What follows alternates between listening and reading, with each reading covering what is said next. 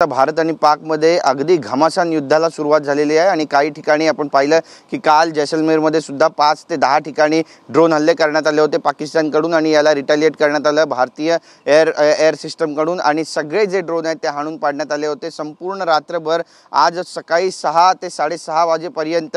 पूर्ण ब्लॅकआउट करण्यात आलेला आहे। आपण पाहतोय की सकाळी आता सूर्य सुद्धा उजाडलेला आहे, मात्र हा संपूर्ण जो परिसर आहे तो अगदी शांत आपल्याला पाहायला मिळतो आणि वादळापूर्वीची ही शांतता म्हणावी लागते, कारण की कधीही काही होऊ शकतं अशी परिस्थिती आहे। रात्रभर सायरन वाजत होते आणि यासोबतच आपण जर पाहिलं तर जम्मू काश्मीरचा जो परिसर आहे त्या ठिकाणी सुद्धा सायरन वाजतायत आणि जोरदार हल्ले आणि या हल्ल्यांना प्रत्युत्तर म्हणून प्रतिहल्ले सुद्धा आपल्याला भारतीय जवानांकडून होताना पाहायला मिळतात आणि त्यामुळे आपण पाहतोय की जम्मू काश्मीर उरी सेक्टरमध्ये अजूनही गोळीबार सुरू असल्याची माहिती मिळते आणि त्यासोबतच पाकिस्तानकडून देखील जोरदार गोळीबाराला सुरुवात झालेली आहे आणि याला उत्तर म्हणून भारतीय सैन्याकडून तितकंच जोरकसपणे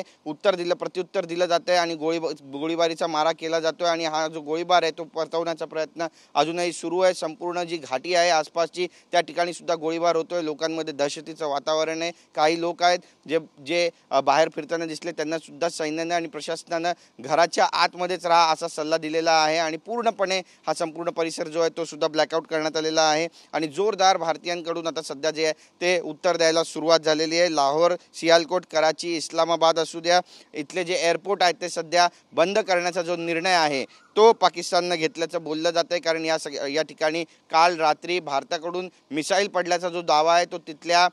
आर्मीकडून करण्यात आला आणि त्यानंतर हे सगळे जे एअरपोर्ट आहेत ते सध्या बंद करण्यात आलेले आहेत आणि जे स्फोट आहेत त्याचे सुद्धा व्हिडिओज काही प्रमाणामध्ये बाहेर आलेले आहेत, ज्याने